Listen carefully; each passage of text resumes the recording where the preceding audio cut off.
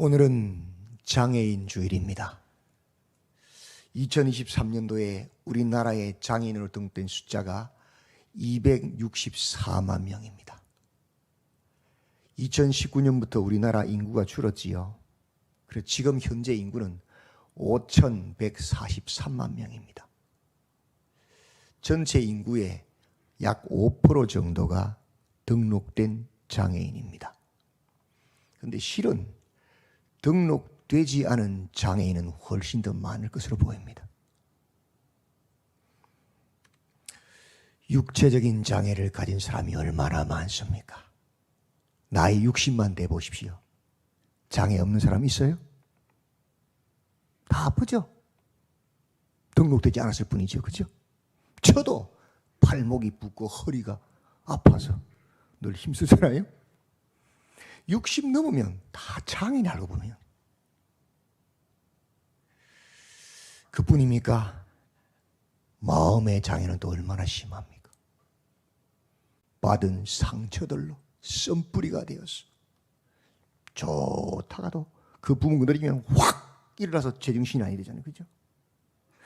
10년도 전에 서울시에서 조사한 초등학생들 통계를 보니까 10년도 전에 우리 초등학생, 서울에 있는 초등학생의 절반이 정신적 치료를 받아야 될 대상이라고 발표가 됐어요.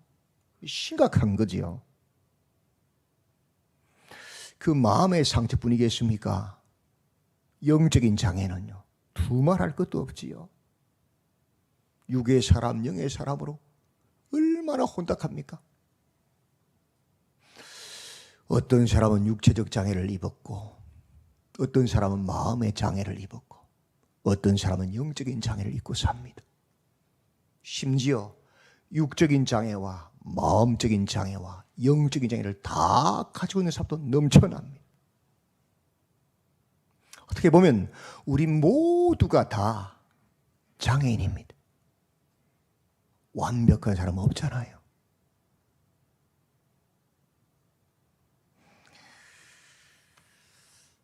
이 모든 결과는 하나님께서 인류를 만드실 때에 하나님이 형상으로 온전하게 만드셨는데 그 하나님을 떠나 탐심으로 욕심으로 죄로 인해서 하나님의 형상을 잃어버린 인류의 결과입니다.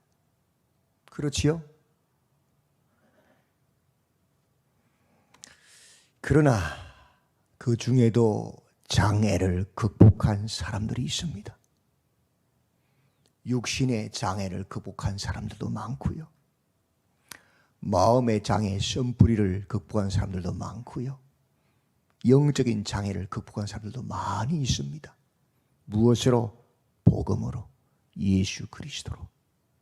그러나 우리가 온전하지 못합니다. 주님 오실 때 온전해지겠지요. 그러나 점점 더 나아져 가는 것입니다. 요한복음 9장에서 예수님께서 말씀하셨습니다. 날 때부터 맹인된 사람을 보면서 이 사람이 맹인으로 난 것이 누구의 죄로 인함이니까?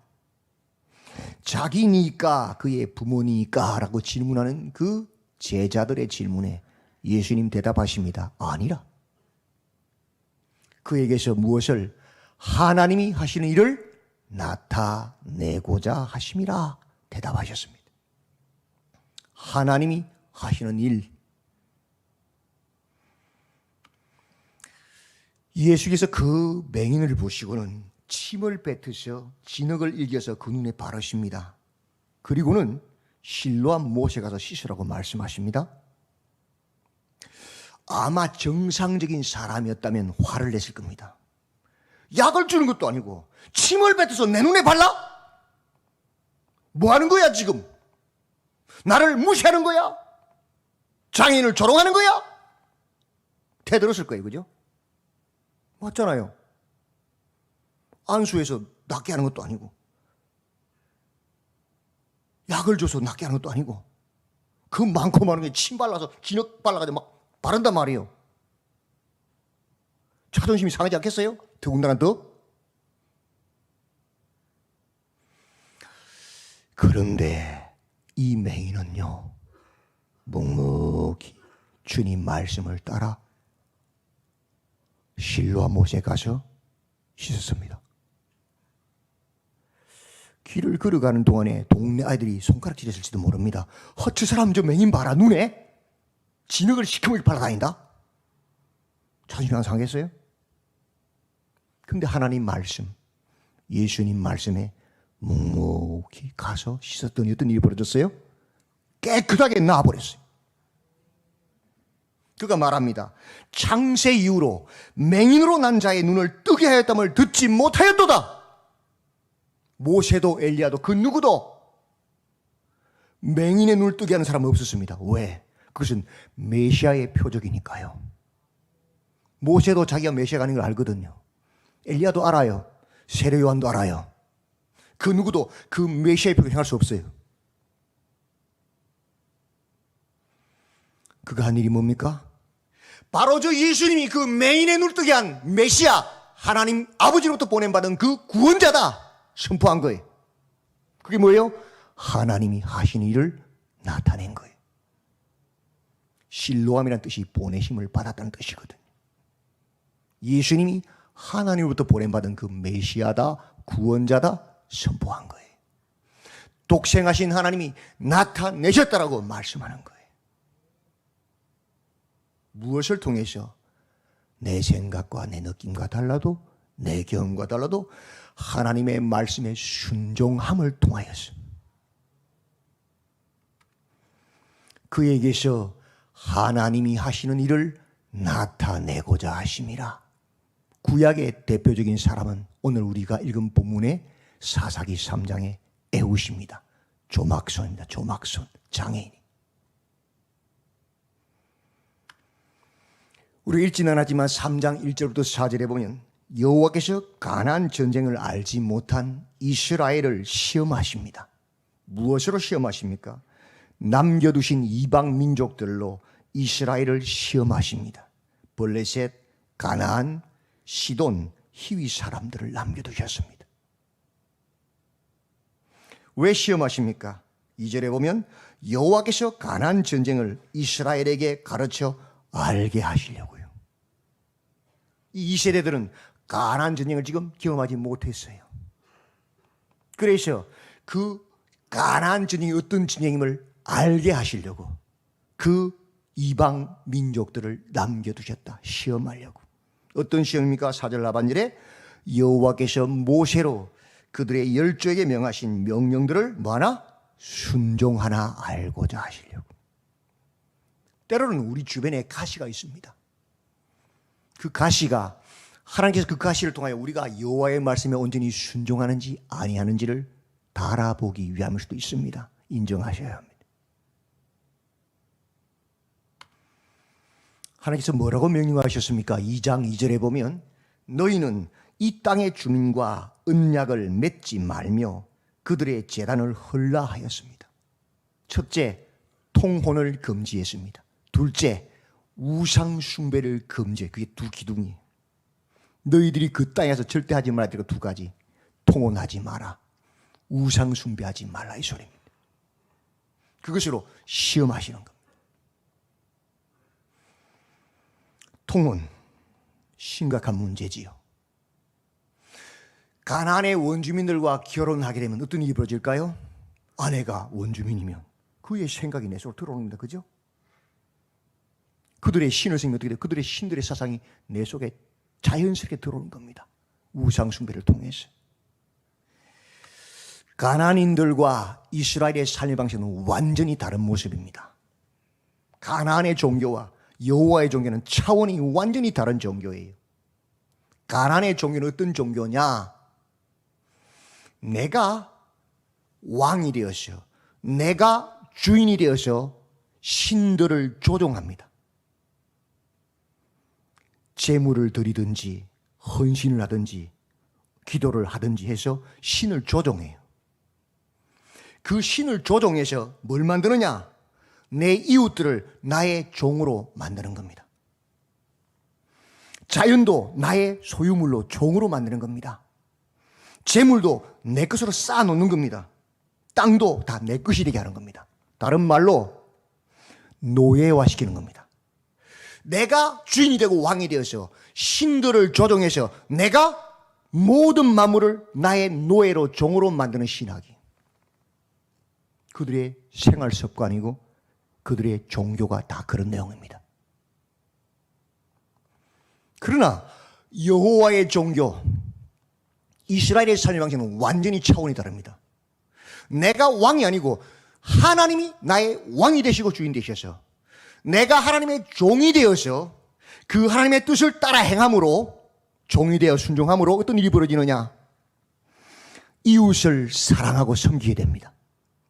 자연을 창조하신 모습으로 회복합니다. 재물을 선한 층지에서 나누어서 구제하고 돌아봅니다. 선한 일에 쓰지요. 땅을 보존합니다. 노예가 아니고 내가 주의 종이 되어서 섬기고 풍성케 하고 하나님의 창조소를 회복하는 겁니다. 이건 완전히 다른 세상이죠. 그런 삶의 방식을 따라가면 이방인들, 가나안 원주민들의 종교, 그들의 삶의 방식을 따라가면 다 죽는다는 거죠. 그럼 하나님 뜻을 정면으로 거부하는 거죠. 우상 숭배자들, 탐심이잖아요.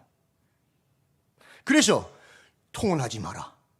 이방인들과 결혼하면 그 아들, 딸들 전부 뭐가 되는 거 우상 숭배가 되는 거예요. 할 수 없는 거예요. 그 문화에 들어가 있으기 때문에. 특히 남자들 귀가 얇잖아요. 다 따라가잖아요.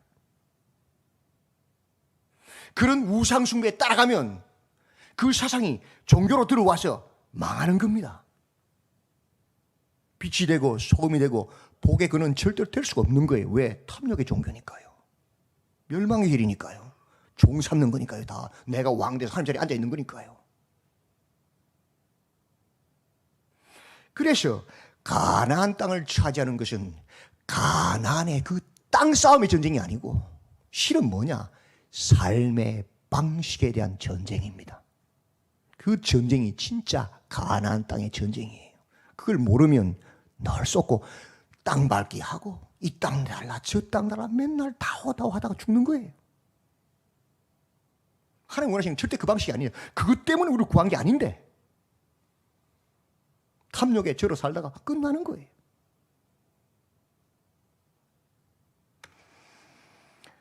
하나님께 그렇게 명령하셨는데 3장에 보면 가나안 거민들 사이에 거하며 그들을 쫓아내라 그랬는데 안 쫓아내요. 그들과 함께 이렇게 살아버려요. 거민들의 딸을 취하여 아내를 삼고 자기의 딸들을 거민들의 아들에게 주었어요. 왜? 광야를 뱅뱅 돌던 거류민들이 이제 가나안 땅에 정착하라니까 여기서 뭘 살아야 돼요? 농사를 지어야 되거든. 맞죠? 농사를 잘 지으면 가나안 원주민들의 기법을 배워야 되잖아요. 그럼 부자 되면 어떻게 돼요? 아들 주고 딸 주고 하면서 교류해야 되잖아요. 뭐 때문에? 탐욕 때문에. 욕심 때문에. 부자 되려고. 하나님의 말씀을 거부한 거예요. 통혼한 거예요. 또 그들의 신들을 섬겼습니다. 우상 숭배한 거예요. 왜? 바알이 비를 내린다고 생각하니까. 바알을 흥분시켜 비가 와야 농사를 지으니까 하나님을 거부한 거예요. 만나와 메추라기를 내신 그 주님을 잊어버린 거예요. 그렇게 세상의 방법으로 취한 자들을 하나님 뭐라고 말씀하시느냐? 12절에 보면 이스라엘 자손이 또 여호와의 목전에 뭐라고요? 악을 행하니라. 그것을 악이라고 말해요. 하나님의 방식을 포기하고 세상 방법을 따라가는 것을 악이라고 말하는 거예요. 다른 게 악이 아니에요. 삶의 방식, 종교의 방식 마찬가지. 우리 교회 왜 왔어요? 죄의 문제를 해결하려고, 죄를 끊어내려고 왔잖아요. 근데 대부분 뭐하러 와요? 비나이다, 비나이다, 복 주세요잖아요. 이미 종교가 변질된 거잖아요. 내 죄를 회개하고 내 죄를 말씀으로 돌아오고 끊어내는 일을 하고 왔는데 그거 안 해. 돈 주세요, 집 주세요, 기도 들어주세요. 그게 이미 우상화된 거예요. 그게 악이라고요, 알고 보면. 하나님을 거부하는 행동이 이렇게 교회 안에 와서 하나님을 조롱하고 있는 거예요, 알고 보면.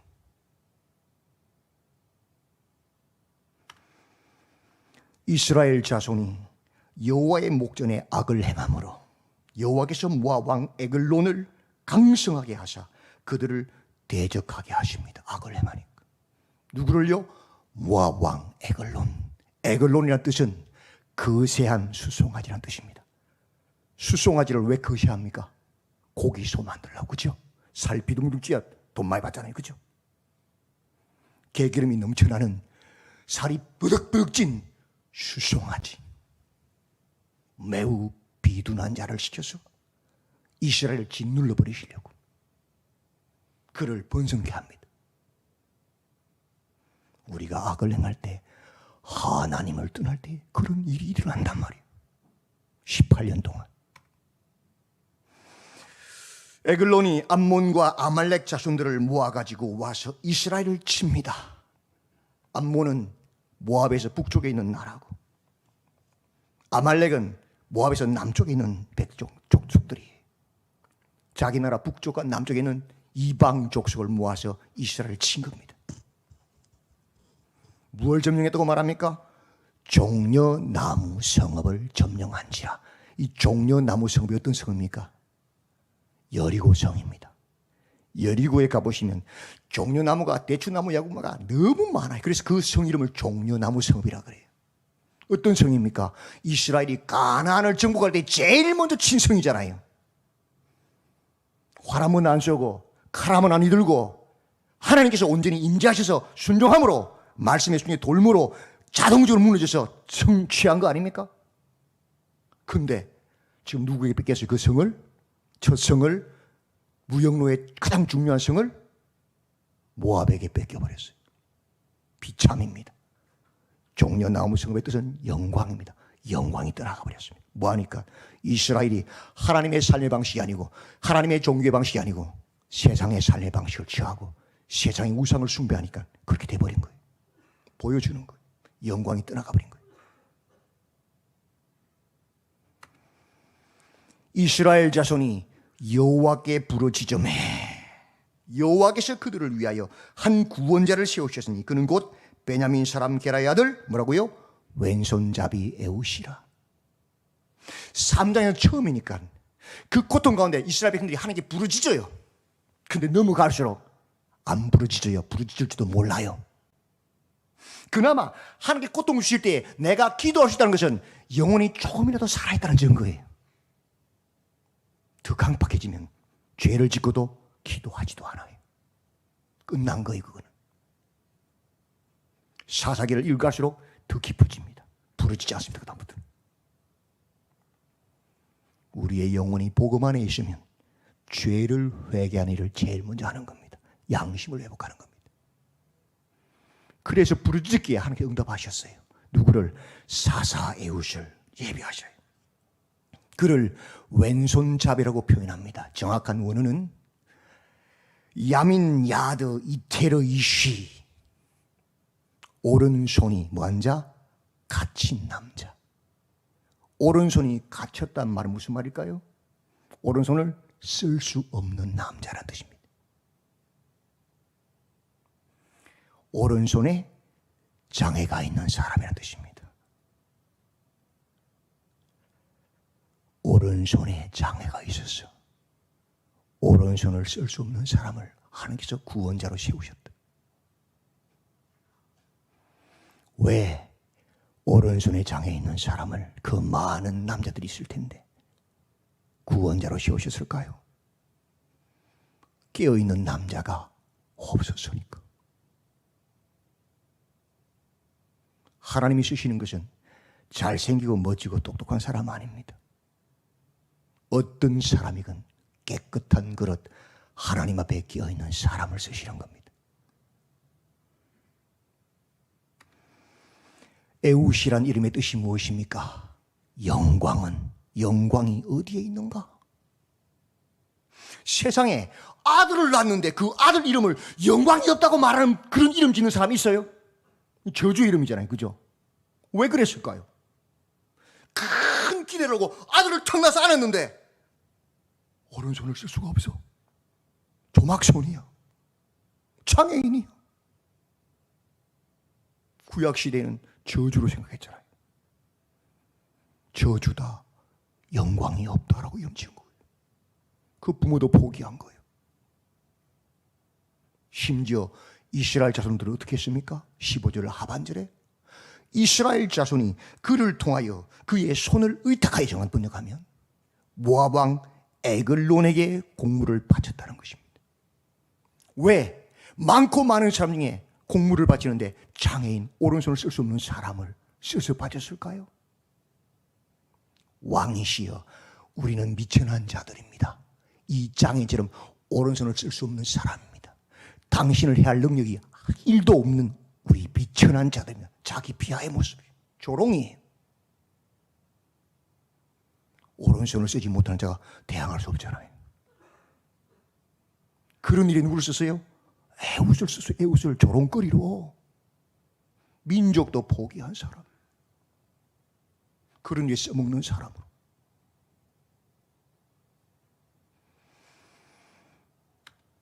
그러나 비록 그럴지라도 좌우의 날선 금, 하나님의 칼을, 하나님의 말씀을 가진 자는 다릅니다. 부모가 포기했어도, 민족이 포기했어도 하나님의 말씀을 가진 자는 포기하지 않습니다. 이스라엘 자손이 그를 통하여 모압 왕 에글론에게 공물을 바칠 때에 에웃이 길이가 한 규빗 되는 좌우의 무엇을요? 날선 칼을 만들어 그의 오른쪽 허벅지 옷 속에 차고 공물을 모압 왕 에글론에게 바쳤는데 에글론은 매우 비둔한 자였더라. 에웃이 부모도 포기하고 민족도 포기한 그 조롱거리 대상인 에웃이 뭐하고 있어요 지금요? 좌우의 날선 칼을 딱 가지고 어디에 찼다 그랬어요? 오른쪽 허벅지 속에. 오른손을 못 쓰니까 왼손 써야 되잖아요. 그죠? 그럼 칼이 어디 있어야 뽑을 수 있죠? 오른쪽 허벅지 있어야 단감을 뽑을 거 아니에요. 그죠? 싸울 때. 그래서 오른쪽 허벅지 숨긴 거예요. 장애인이니까 검색 몸수 제대로 안 하겠지요. 그죠?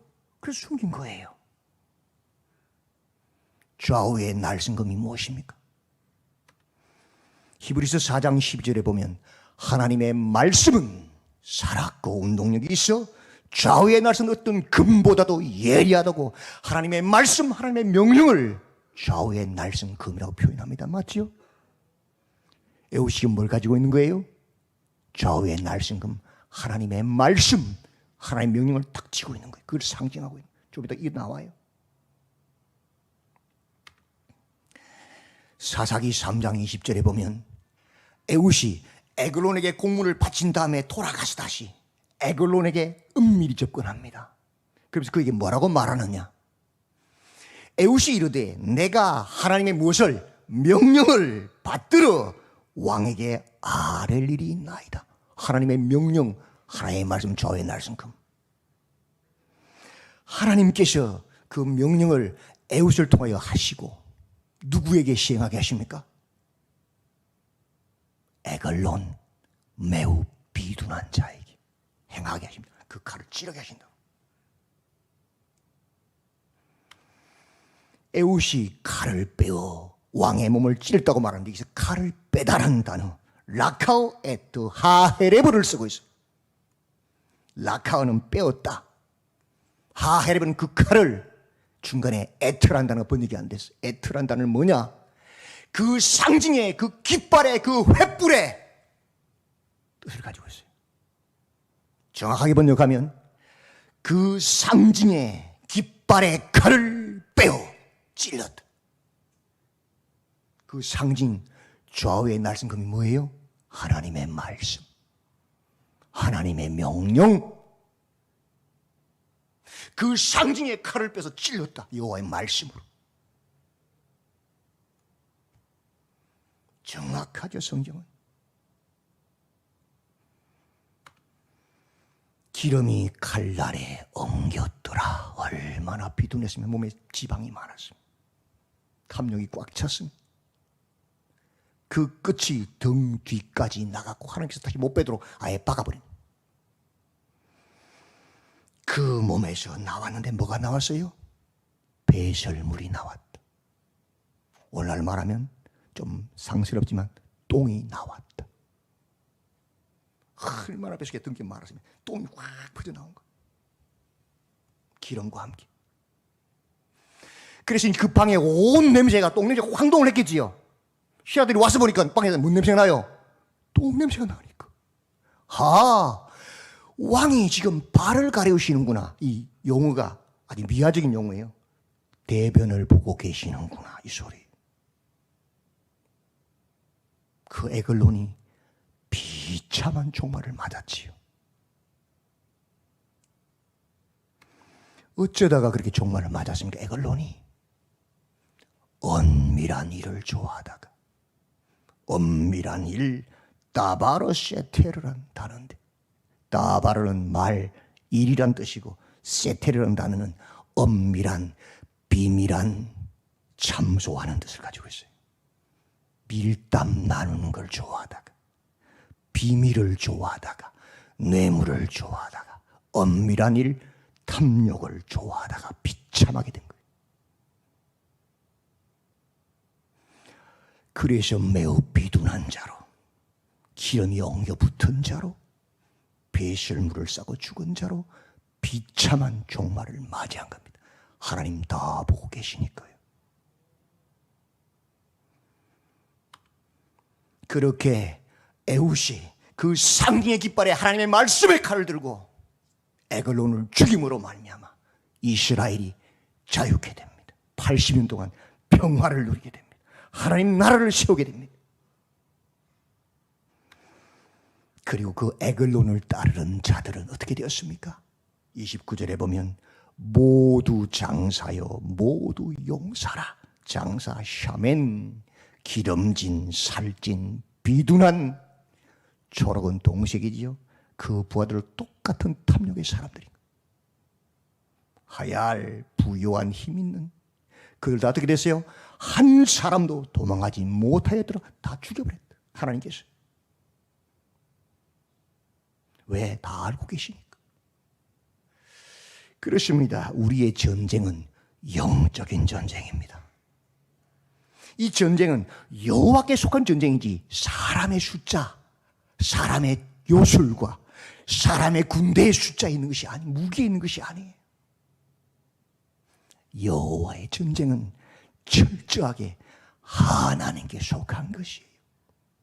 우리가 좌우의 날선 금 하나님의 말씀을 따라가면 누가 싸우세요? 그가 너희를 우리 손에 넘기시리라. 하나님이 싸우시는 전쟁이란 말이에요. 우리가 할 일은 철저하게 하나님의 말씀을 따라가는 것이지 내 감정이나 내 욕심을 따라가는 것이 아니란 말이에요.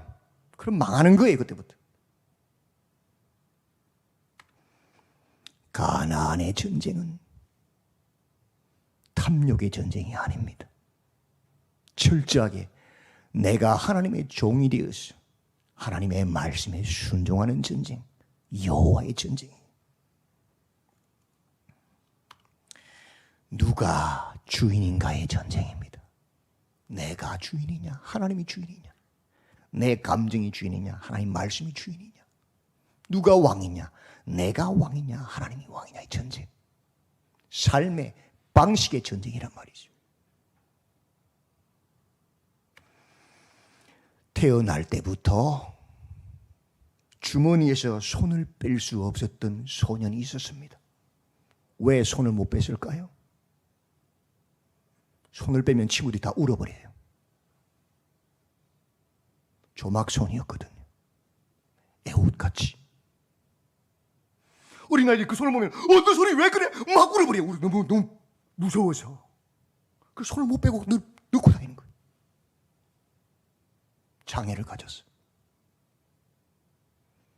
이 소년이요, 전설의 투수가 됩니다. 뉴욕 양키스 역사상 메이저리그를 7번째로 노히트 노런을 달성한 투수가 됩니다. 무실점 무안타로 승리한 투수가 되는 거예요. 기적이지요. 명예지요. 심지어 88 서울올림픽 때 우리나라에 와서 미국 대표 투수로 투구해서 완투성을 거두므로 금메달 딴 선수입니다.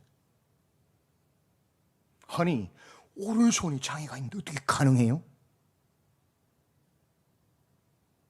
그가 인터뷰를 합니다. 짐 에버트란 투수예요. 그가 인터뷰에서 이렇게 말합니다. 저는 손이 하나 없다는 걸 신경 쓰지 않습니다.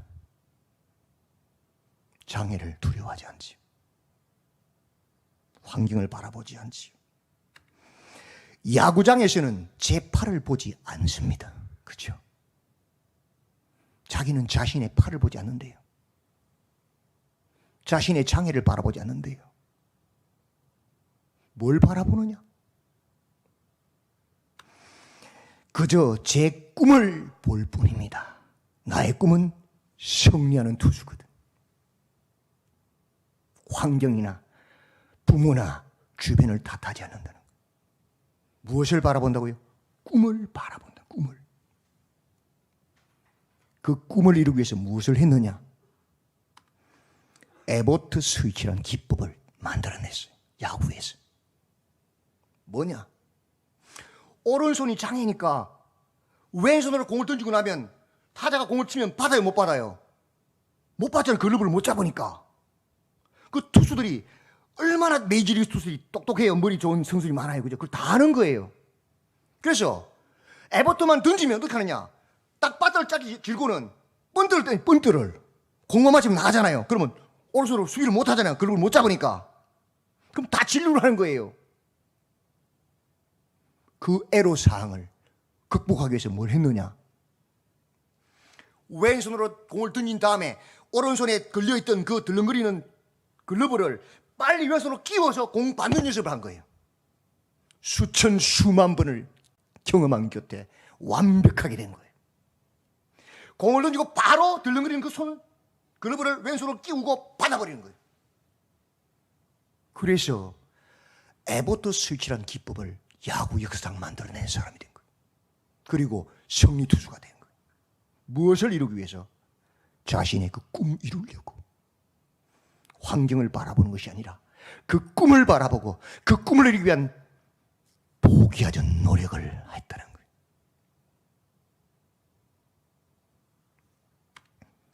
우리에게도 꿈이 있습니다. 에버트랑은 비교할 수 없는 그 무엇보다도 그 누구보다도 그 위대한 꿈이 우리에게는 있어요. 하나님 주신 꿈. 승리 투수 되는 그게 뭐 그리 대단합니까? 우리 주신 꿈이 뭡니까? 하나님 나라의 꿈입니다. 영원한 꿈입니다. 하나님 나라를 세우고 하나님 나라를 이루는 것이 우리의 주인 하나님의 꿈입니다. 이건 하나님의 꿈, 위대한 꿈입니다. 그 무엇과도 바꿀 수 없고 그 무엇과도 포기할 수 없는 꿈입니다.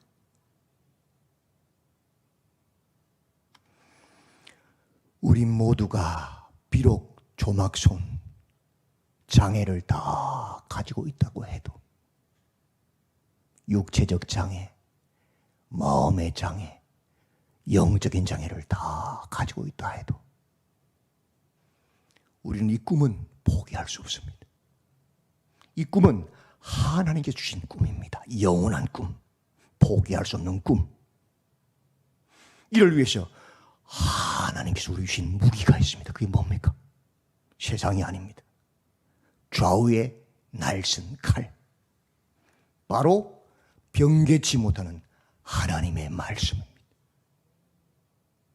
우리의 전쟁은 혈과 육의 전쟁이 아니고 무기와 숫자의 전쟁이 아닙니다. 영원한 하나님의 말씀인 좌우의 날선 칼, 이 말씀을 순종하는 전쟁입니다. 이 말씀을 따라가기만 하면, 내 느낌, 내 감정, 내 욕심이 아닌 이 하나님 말씀을 순종하고 따라가기만 하면 그 꿈은 누가 이루십니까? 하나님께서 이루십니다. 이 놀라운 무기를 우리에게 하나님께 주셨습니다. 변개치 못하도록 다 기록했어요. 우리 중에 완벽한 사람 누가 있습니까? 다 장애인입니다. 저도 장애인이죠. 육신의 장애, 마음의 장애, 영적인 장애 다 가지고 있습니다. 완벽하지 못합니다. 영광이 어디에 있는가? 사람들이 조롱할 수 있습니다. 부모도 포기할 수 있습니다. 그러나 우리는 포기할 수 없습니다. 비록 부족하지만 우리에게 무엇이 있습니까? 완벽한 하나님의 말씀, 좌우의 날선 검이 있기 때문입니다. 이 말씀을 믿고 순종하면 주님이 우리를 온전하게 하실 것이고 구원을 이루기에 부족함이 없게 하실 것이고 하나님의 선한 일, 하나님의 뜻을 행하는 일에 준비함에 부족함이 없도록 만드실 것이기 때문입니다. 포기하지 마십시오. 하나님의 말씀을 붙잡으십시오. 좌우의 날씬금을 따라 순종하십시오. 주님이 하십니다. 비록 부모도 포기하고 민족도 포기했지만 그 에웃은 포기하지 않았습니다. 에웃과 같이 하나님께 쓰임받고 하나님 나라를 이루시는 믿음의 사람들이 다 되시기를 주님의 이름으로 축원드립니다. 아멘. 하나님, 부모가 포기해도 민족이 조롱거리로 만들어도 좌우의 날씬금 하나님의 말씀을 가진 에웃은 포기하지 않았습니다. 하나님의 명령을 따라 행하였고 그 명령을 통하여서 그 순종을 통하여서 온 이스라엘을 구원하여 80년 동안 평안하게 하나님의 통치를 받는 나라로 세웠습니다. 주님, 우리 모두에게 장애가 있습니다. 부족함이 많습니다. 그러나 그 꿈을 포기하지 않게 하시고 하나님 주신 꿈, 하나님 나라를 세우는 일에 좌우의 날씬금을 붙잡고 말씀에 순종하여 이루어내는 우리 모두가 되도록 축복해 주시옵소서. 예수님의 이름으로 기도드리옵나이다. 아멘.